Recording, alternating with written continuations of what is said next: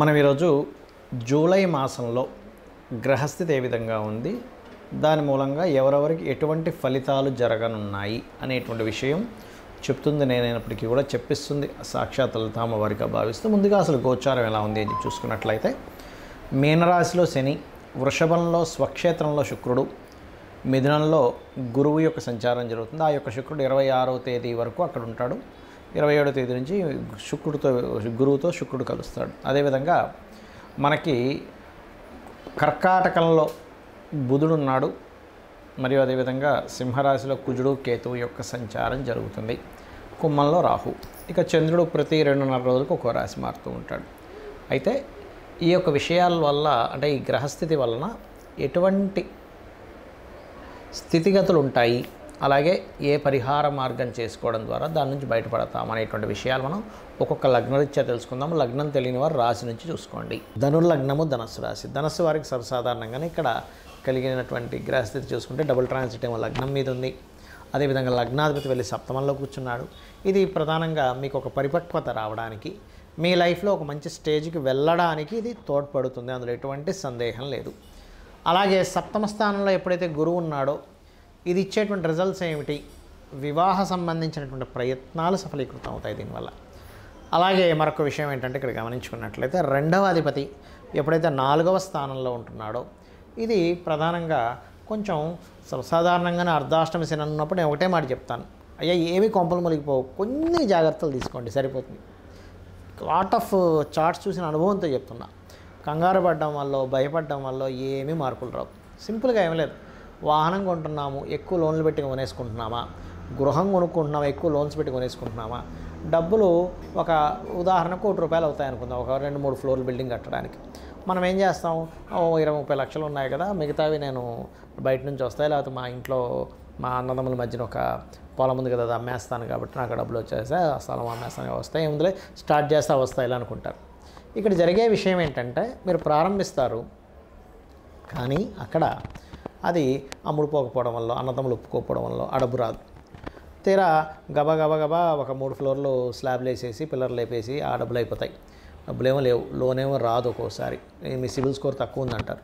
అయ్యే డబ్బులన్నీ పిల్లర్లలోని స్లాబ్లోని పెట్టేశాను, నేను సొంత ఇంటికి వెళ్ళలేకపోయాను, ఇది చేయలేకపోయాను. పోనీ 30 లక్షలు పక్కకు పెడితే, ఓన్ మనీ పక్క పెడితే చేయి బదులు తీసుకుంటారు. ఒక 10 లక్షలు 15 లక్షలు ఏముంది ఈ లోన్ వస్తే డబ్బులు ఇచ్చేద్దాం, అవి ₹2 ₹3 తీసుకోవడం, వాటికి ప్రతి నెల వడ్డీలే కొన్ని వేలు కడుతూ ఉండడం, వచ్చిన శాలరీ దాన్ని ఇట్లాంటివి ఇరుక్కుంటారండి అర్ధాష్టమి శని నడిచేటప్పుడు. ఈ ఒక్క విషయం కనుక మీరు జాగ్రత్తగా ఉన్నారా, బిందాసి ఏం ప్రాబ్లం ఉండదు. అలాగే నెగ్లిజెన్సీ చేయకూడదు హెల్త్ విషయంలో. చిన్నదే కదా ఏమవుతుంది అనేది ఎప్పుడు పనికిరాదు. మన బాడీ ఎప్పుడు కూడా మనకి చెప్తూ ఉంటుంది. ముందే ఒక 24 గంటల ముందే, 48 గంటల ముందే, వారం రోజుల ముందే హింట్ ఇస్తూ ఉంటుంది, నువ్వుకి ఇది రాబోతుంది, జాగ్రత్త పడు అది మనం పట్టించుకోవాలి. అర్ధాష్టమి శనిలో ఉన్నప్పుడు 4వ స్థానం అనేటువంటిది ఎప్పుడు కూడా ఇమ్యూనిటీని తగ్గించే స్థానం. అక్కడ శని సంచారం జరిగేటప్పుడు కొంచెం నర్వ్స్లోని ఇబ్బంది రావడం ఇట్లాంటివి ఇస్తూ ఉంటాయి. కాబట్టి ఈ యొక్క విషయాల్లో జాగ్రత్తగా ఉండాలి. ఇక ప్రధానంగా మరొక విషయం ఏంటంటే మీకు గురుబలము అంటూ ఉంటారు. లగ్నాన్ని గురువు చూస్తున్నాడు కాబట్టి కొన్ని అదృష్టం కొద్దీ కలిసి రావడం. కాకపోతే 6వ స్థానంలో శుక్రుడు ఉన్నందుకు సహజంగానే ధనుర్లగ్నానికి 6th హౌస్లో కానీ 11th హౌస్లో కానీ సహజంగానే ఎవరికైనా ఏ లగ్నమైనా 6, 11 స్థానాలు శుక్రుడు ఉంటే మంచిది కాదు. ఆ రకంగా ఇక్కడ వివాహ ప్రయత్నాల విషయంలో లేదా జీవిత భాగస్వామితో అనవసరమైన ఘర్షణలు వస్తూ ఉంటాయి. ఈ విషయంలో కాస్త జాగ్రత్తగా ఉండండి. తండ్రి గారితో ఏదైనా మీరు లాంగ్ జర్నీ చేసేటప్పుడు అతనికి కనుక హెల్త్ బాగోకపోతే కాస్త మరింత కేర్గా ఉండండి. కొంతమంది ఇళ్లలో తండ్రి కొడుకే ఉంటారు, లేకపోతే తల్లి కొడుకే ఉంటారు. తల్లి కొడుకు కంటే కూడా తండ్రి కొడుకు లేదా తండ్రి కూతురే ఉంటారు. ఒక్కోసారి వాళ్ళ ఫ్యామిలీస్ దూరంగా ఉండడం వల్ల ఏదో కారణాల వల్ల అటువంటప్పుడు సింగిల్గా మీ తండ్రి గారిని వదిలేటప్పుడు కాస్త జాగ్రత్తగా ఉండండి. బికాజ్ ఆఫ్ మీ యొక్క లగ్నం నుంచి భాగ్యస్థానంలో కుజకేతులు ఉంటున్నారు. బ్యాంక్ ట్రాన్సాక్షన్స్ చేసేటప్పుడు కొంత జాగ్రత్తగా ఉండండి. ఎక్కువగా నరసింహస్వామి యొక్క కరావలంబ స్తోత్ర పఠనం చేయండి, అన్ని విధాలా మీకు బాగుంటుంది. నన్ను చాలామంది అడుగుతున్నటువంటి కొన్ని ప్రశ్నలకి ఇప్పుడు ఈ వీడియోలో నేను మీకు చెప్తాను. చాలామంది ఏంటంటే నన్ను అడుగుతున్నటువంటిది, అసలు ఒక జన్మజాతకం తీసుకున్నప్పుడు అందులో అస్సలు మహాదశ కానివ్వండి, యోగాలు కానివ్వండి సరిగ్గా లేక చాలా దారుణమైనటువంటి స్థితిలో ఉన్నప్పుడు కూడా మనం బయటపడవచ్చా అన్నది చాలామంది అడిగారు. నేను ఒకటే గుర్తుపెట్టుకోండి, మొట్టమొదటిగా మనం అర్థం చేసుకోవాల్సింది ఏంటంటే గ్రహాలు మిమ్మల్ని దారుణమైన స్థితిలోకి తీసుకెళ్ళట్లే. మీ యొక్క పూర్వజన్మ కర్మే మిమ్మల్ని ఈ దారుణమైన స్థితిలోకి తీసుకొచ్చింది. అది బ్యాడ్ కర్మ అయితేనేమో ఒక రకంగా ఫైనాన్షియల్గా, హెల్త్ పరంగా, అపకీర్తి పరంగా అన్ని విధాలా ఇబ్బంది పడతాం. గుడ్ కర్మ ఉంటే అదే పరంగా మనిషి ఒక స్టేజ్కి వెళ్తాడు. అయితే మనం ఇక్కడ అర్థం చేసుకోవాల్సింది ఏంటంటే కర్మ మనల్ని ఆ స్టేజ్కి తీసుకెళ్తుంది. కానీ ఆ కర్మ ప్రదాత అయినటువంటి ఆ యొక్క అమ్మవారు కానివ్వండి, స్వామివారు కానివ్వండి, పరమేశ్వరుడు అనుకోండి, మీరు పూజించేటువంటి ఏ దేవతా స్వరూపమైనా కానీ, అది విష్ణువు, శివుడు, రుద్రుడు ఎవరైనా కానీ, వాళ్ళ చేతిలో వాళ్ళ యొక్క కనుసైకల్లో ఈ విశ్వం మొత్తం తిరుగుతూ ఉంటుంది, గుర్తుపెట్టుకోండి. అయితే మీరు ఎటువంటి గ్రహస్థితిలో జన్మించినా ఒకటి నిత్యము గనక దేవతారాధన చేయడము, జస్ట్ మీకు ఏ మహాదశ ఏ అంతర్దశ నడుస్తుందో దానికి సంబంధించిన దానం కనుక ఇవ్వగలిగితే ఇంకేం పెట్టుకోకండి, నేను భగవంతుడిని పట్టుకున్నాను, నాకు ఖచ్చితంగా మంచి జరుగుతుంది అనేటువంటి భావనలో ఉంటే 100% సెట్ అవుతుంది. ఇక రెండవ ప్రశ్న ఏంటంటే, కొంతమంది ఈ మధ్య నన్ను అడిగారు, ఏమండి ఇప్పుడు ఇవాళ రేపు ఎక్కువ సిజరన్స్ అవుతున్నాయి కదా, సిజరన్లో పుట్టినటువంటి వ్యక్తికి కూడా గ్రహాల యొక్క ప్రభావం పడుతుందా అని. ఒకటే గుర్తుపెట్టుకోండి, మనకి పూర్వజన్మ కర్మ వల్ల గ్రహ ప్రభావం అనేది మన మీద ఉంటుంది. ఇప్పుడు సిజరన్లో పుట్టినంత మాత్రం ఆ వ్యక్తి జ్వరం లేకుండా లేదు, ఆ వ్యక్తికి అంటే C-సెక్షన్ చేసి బయటికి తీస్తారు న్యాచురల్గా కాకుండా. అదేవిధంగా ఆ వ్యక్తికి ఏ ఇబ్బందులు రాకుండా ఉండట్లేదు, ఎందుకంటే మంచి కర్మ లేదా మనం ఒక బ్యాడ్ కర్మ చేసామా మంచి కర్మలు చేసుకున్నామా అనేది పూర్వజన్మ దీన్ని బట్టి ఉంటుంది. అయితే ఇక్కడ మరొక క్వశ్చన్ దీనికి అనుసంధానంగా ఏమడుగుతున్నారంటే, ఇప్పుడు మనం పెట్టినటువంటి ఒక ముహూర్తంలో పెట్టుకుంటాం అంటే చాలామంది అడుగుతుంటారు, ఏమండి ఇలాగా న్యాచురల్ డెలివరీ అవ్వదు, సో మీరు ఎవరినైనా పురోహితుల్ని లేకపోతే ఆస్ట్రాలజర్ని కనుక్కొని పలానా 1 వీక్లో మీరు ఒక మంచి రోజు చూసుకొని చేసుకోండి, పలానా టైం అని చెప్తూ ఉన్నప్పుడు ఆస్ట్రాలజర్ని సర్వసాధారణంగా తల్లిదండ్రులు వాళ్ళు పడ్డ కష్టాలు కాకుండా వాళ్ళ పిల్లలైనా బాగుండాలనేటువంటి ఒక మంచి ఆలోచనతో వస్తారు. తద్వారా పలానా రోజు చేసుకోండి బాగుందని చెప్పడం జరుగుతుంది. అయితే ఇక్కడ ఏంటంటే క్వశ్చన్ ఏంటంటే, చాలామంది మరి అలాగ మనం ముహూర్తం పెట్టినప్పుడు ఆ వ్యక్తికి అన్ని కర్మలు పోతాయా ఒక మంచి ముహూర్తంలో పుట్టినప్పుడు అంటే, ఒకటే చెప్తాను నేను మీకు, మనం పెట్టడం కాదు అసలు అక్కడ ముహూర్తం.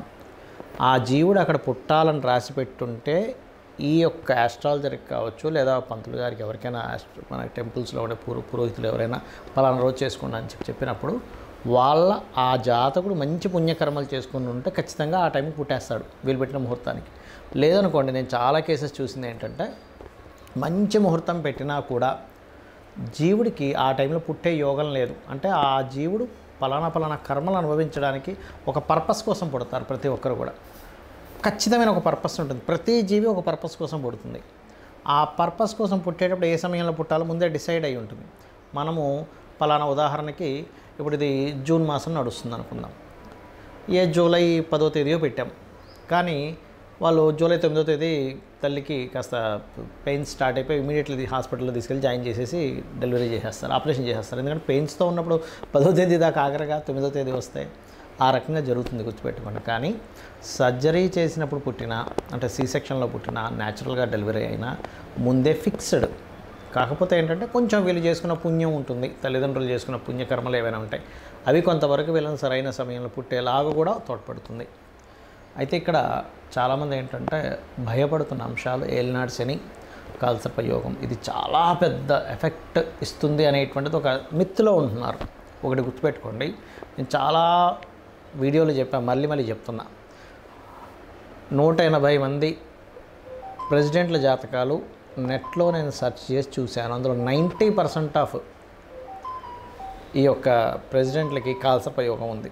అంటే ఒక్కసారి మనం ఆలోచించినట్లయితే, మరి వాళ్ళు ప్రెసిడెంట్లు అయ్యారే కాలసర్ప యోగం ఉన్నప్పుడు మనం ఎందుకు మన జీవితం ఏదో పాడైపోతుందని ఆలోచిస్తున్నాము అనే ఒక్క చిన్న లాజిక్ పాయింట్ మీరు అర్థం చేసుకుంటే సెట్ అవుతుంది. అంటే ఎందుకు అంటే వాళ్ళ పర్సనల్ చార్ట్స్లో ఓ దేశానికి నాయకుడు అయ్యే యోగం ఉంది.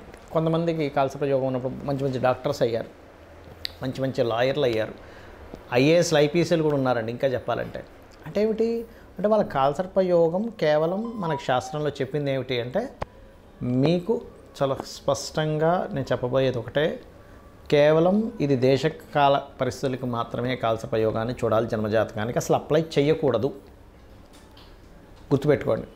ఏమండి లేదండి నాకు దానివల్ల అవుతుంది, అదంతా మీ మిత్తని చెప్తాను నేను. ఖచ్చితంగా మీ యొక్క నెగటివ్ థింకింగ్ వల్ల అలా అనిపిస్తుంది, దీనివల్లే అవుతుందేమో అని. కానీ వేరే వేరే కారణాలు ఉంటాయి. సంపాదించలేకపోతున్నాము, సెకండ్ లార్డ్ ఎక్కడో ఇబ్బంది పడి ఉంటాడు, ఉద్యోగం రావట్లేదండి కాల్సప యోగం వల్ల. మీ 10th లార్డ్ చూడండి ఫస్ట్, మీ 10వ అధిపతి ఏమిటి, ఎలా ఉంటుందంటే అన్నిటికీ కూడా తలనొప్పి వచ్చిన కాళ్ళకి ఆయిల్ రాసుకున్నట్టుగా ఉంటుంది పరిస్థితి. కాబట్టి అలా కాదు. 10వ అధిపతి ఏమిటి, వివాహం అవ్వట్లేదు కాల్సప యోగం అనుకుంటారు, కాదు. మీ 7వ అధిపతి ఎలా ఉన్నాడు, వివాహ జీవితంలో గొడవలు అయిపోతున్నాయి, విడాకులు అయిపోతున్నాయి. 12వ అధిపతి ఎలా ఉన్నాడో చూడండి. ఆరోగ్యం బాగాలేదు, 4, 5, 6 అధిపతులు ఎలా ఉన్నారో చూడాలి. ఇలా ఒక్కొక్క దానికి పర్టికులర్గా శాస్త్రంలో కొన్ని ఫార్ములాస్, కొన్ని భావాలు చెప్పబడింది. అలాగే ఏలినాడు శని విషయంలో కూడా మీరు గుర్తుపెట్టుకోండి, ఎప్పుడు కూడా శని అనగానే వెంటనే మనం నెగిటివ్గా వెళ్ళిపోయి నాకేం కలిసి రాదు, నేను ఏం చేసినా కలిసి రాదు, అది కాదు. కర్మకారకుడు, కర్మప్రదాత, ఆయనకి ఒక పోర్ట్ఫోలియో ఇవ్వడం జరిగింది. మీ మంచి చెడు కూడా ఆయన ఇస్తాడు.